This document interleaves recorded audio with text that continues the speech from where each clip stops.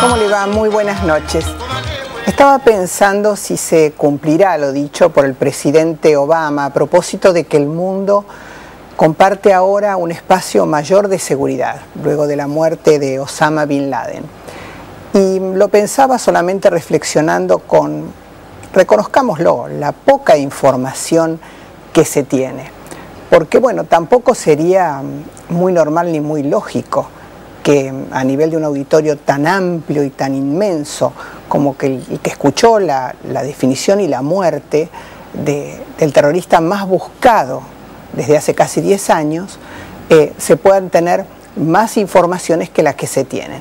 Y es lógico que así sea, que esto ocurra porque hay un número increíble de células dormidas y esto lo sabe Estados Unidos, lo saben todos sus aliados y hay una serie de consideraciones e investigaciones aún por hacer.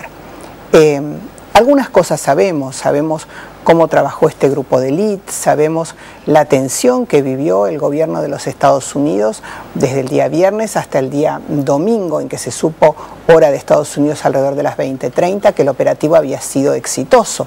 Pero hay todavía muchas preguntas por hacerse. Es decir, Bin Laden estaba refugiado en una construcción muy grande, digamos un circuito en el que convivían 5 o 6 casas, que a su vez tenía un paredón inmenso, en las afueras de un lugar en donde aún todavía la respuesta del presidente de Pakistán no satisface del todo, a propósito de que, bueno, ellos no habían percibido de que pudiera él estar ahí. Situaciones que se dan también como increíbles. Un vecino de él, un hombre relativamente joven, acostumbrado a tuitear, que relata involuntariamente todo lo que allí ocurría. La aparición de helicópteros, un bombardeo, y que después que ocurre todo y que un poco en la zona se reconoce que ahí era donde vivía Bin Laden y su familia, dice, bueno, yo tan solo era un tuitero común, ¿no? Y hombre que a partir de ahora, y resguardada su identidad, también será investigado a propósito de qué tan cierto era esto.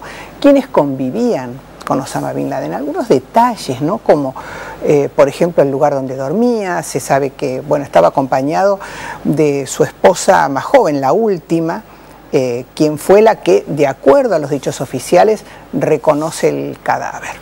Y después este requerimiento de la comunidad internacional y de algunos organismos muy importantes a propósito de derechos humanos de conocer más precisiones acerca de cómo fue el operativo. Pero uno se pregunta, frente al terrorismo, ¿hay posibilidades de actuar de alguna otra forma a como Estados Unidos actuó? Es decir, yo sé que existe un mundo ideal en donde obviamente uno hubiera querido verlo ajusticiado por un tribunal competente que le diera la pena que le correspondía. Pero frente al accionar del terrorismo, frente a esas células en las que se está dispuesto a todo y aquellos que la integran simplemente con el hecho de tener una computadora cerca o un teléfono celular se hacen explotar antes de que los puedan a lo mejor capturar con algún tipo de información. Es muy difícil que los ciudadanos comunes podamos comprender más allá de nuestros deseos el cómo se actúa frente a una circunstancia de estas características. Yo deseo fervientemente que al presidente Obama y a toda la comunidad internacional nos vaya bien, que nos comprendamos más, que dejemos de lado diferencias tan importantes para lograr complementarnos en los ideales y en las ideas. Pero reitero, ese es un mundo ideal que no siempre es el posible. Bueno, y nos venimos un poquito más acá, a nuestro lugar, a nuestro país. Estamos haciendo a lo largo de todo este año una recorrida por el pensamiento de los principales candidatos, ya sea candidatos que se proponen como jefe del gobierno autónomo de la ciudad de Buenos Aires y también candidatos que se proponen a otro tipo de cargos legislativos, candidatos a gobernadores.